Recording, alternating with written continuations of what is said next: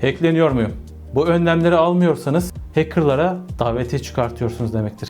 Anlatacağım önlemlerden kaç tanesini alıyorsunuz? Dijital güvenlik testinden kaç puan alacaksınız? Göreceğiz. Windows kullanıyorsanız Windows Defender'ı aktif edin. Bazen kullanıcılar önüne çıkan saçma sapan sorulardan veya bir uygulama için istenilen saçma sapan onaylardan sıkılıp Windows Defender'ı kapatabiliyor. Bunu yapmayın. Kesinlikle ve kesinlikle Windows Defender'ı aktif edin. Güvenmiyorsanız ekstradan bir antivirüs kurabilirsiniz. Ama Windows Defender antivirüs kurmasanız da sizi idare edebilecek seviyede. Her yerde aynı şifreyi kullanmayın. Sizi bir sistemde hackleyen bir hacker, eğer aynı şifreyi kullanıyorsanız sizi diğer sistemlerde de hacklemiş demektir. Sizin Facebook'unuzu hackleyen bir hacker, sizin mailinizi de hacklemiş demektir, Instagram'ınızı da hacklemiş demektir, Spotify'ınızı da hacklemiş demektir, YouTube'unuzu da hacklemiş demektir. Çünkü her yerde aynı şifreyi kullanıyorsunuz. Password Manager kullanın. Nedir bu Password Manager'lar? Sizin farklı sistemlerde kullandığınız şifreleri tek bir yerde toplayan programcıklar. Güvenli bir Password Manager kullanmanız durumunda bir problem çıkmayacaktır ve size şu esnekliği sağlayacaktır. Siz rastgele bir şifre ürettiğinizde, daha önceki maddede de belirttiğim gibi aynı şifreyi kullanmadığınız senaryoda her sistem için farklı bir karmaşık şifre ürettiğinizde bu şifreleri tek bir çatı altında toplamanızı sağlayacaktır. Password Manager'da rastgele bir şifre oluşturup yine aynı Password Manager'da bu şifreyi saklayabilirsiniz. Buna sadece bir Master Password uygulayarak diğer bütün şifrelerinize erişebilirsiniz. Örnek bir program Bitwarden kullanılabilir. Hem ücretsiz versiyonu çoğu kullanıcıya çok uygun hem de güvenli bir program. Ama Password Manager'larla alakalı ileride bir video yayınlayacağım. Tarayıcılar üzerinde şifre saklamayın. AI-driven malware'lar bu tarayıcı üzerinde sakladığınız şifreleri bulup açığa çıkarabilir. Bu yüzden tarayıcı üzerinde şifre saklamayın. Two-Factor Authentication kullanın her zaman.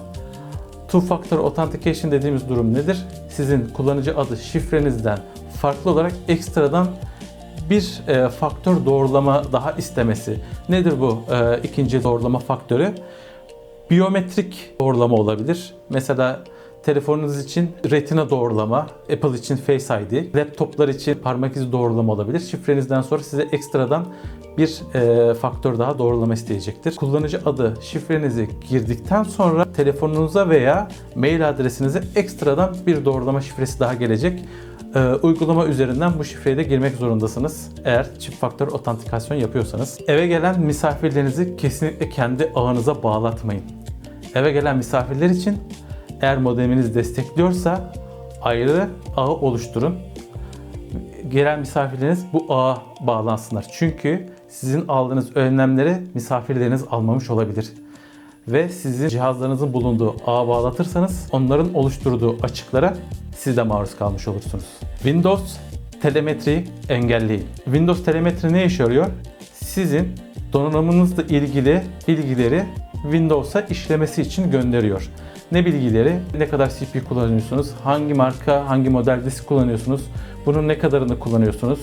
Veya günlük ortalama ne kadar ağ trafiği yapıyorsunuz gibi verileri gönderiyor. Ama başka ne verileri gönderiyor bilemeyiz. O yüzden telemetri verilerini engelleyin. İkinci Wi-Fi konusu da IoT cihazlarınız için hangi cihazlar oluyor bunlar? Aldığınız bir ampulü uygulamadan kontrol edilmesi veya aldığınız bir mama kabının uygulamadan kontrol edilmesi veya aldığınız bir IP kameranın uygulama tarafından kontrol edilmesi. Bu tarz cihazlara IoT cihazlar diyoruz. Ve bunlar sizin Wi-Fi'nizle bağlanarak cloud üzerinden size hizmet veriyorlar. Bu da ne demek oluyor? Eğer o cihaz üzerine şirket tarafından yazılan bir malware, şirket tarafından yazılmasa da o cihaz üzerinde oluşan bir açık ve bir hacker'ın bunu keşfetmesi sayesinde sizin ağınız tehlikeye girer.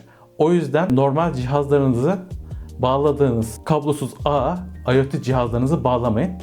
Ayrı bir IoT network'ü oluşturun. En sevdiğim konu, emin değilseniz tıklamayın. Biri size bir şey gönderdi diye onu tıklayıp açmak zorunda değilsiniz. Eğer beklemiyorsanız, birisinden bir şey istediyseniz, size bir link gönderdiyse bunu tıklayabilirsiniz. Yani %99 ihtimalle zaten sizin istediğiniz bilgiyi gönderiyor. Tıklayıp açabilirsiniz. Eğer birisinden bir veri veya bir bilgi beklemiyorsanız o rastgele gelen linke tıklamayın. Karşınızdaki kişi hacklenmiş.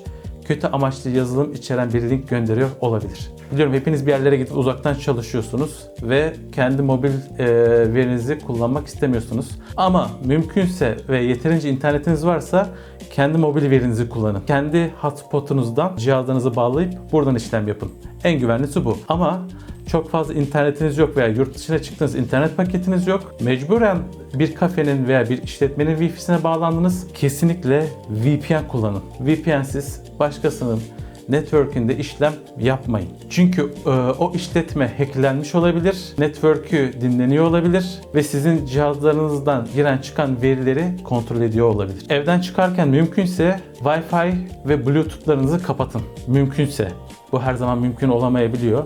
Kablosuz kulaklıklarımızı kullanıyoruz veya akıllı saatlerimizi kullanıyoruz. Her zaman bunları kapatmak mümkün olamayabiliyor. Ancak kullanmıyorsanız kapatın. Çünkü bunlar açık olduğu sürece etrafa discovery mesajları iletiyor. Eğer sıkıntılı bir yerdeyseniz veya çok kalabalık bir yerdeyseniz, çok ücra bir kafedeyseniz burada bir hacker olur. Sizin bu discovery mesajlarınızı kullanarak size erişebilir. Önlemden zarar gelmez. İşiniz bittiğinde tabletinizi, telefonunuzu, bilgisayarınızı yani cihazlarınızı her zaman kilitli konumda tutun. Bir anlık ihmaliniz kilitlenmeyen cihazlarınızdaki verilerin çalınmasına sebep olabilir. Kendi cihazlarınız haricinde başka cihazlarda ve özellikle internet kafe gibi ortamlarda hiçbir şekilde oturumlarınızı açmayın. Eğer güvendiğiniz bir yerde oturumunuzu açtıysanız kesinlikle bu oturumunuzu kapatın.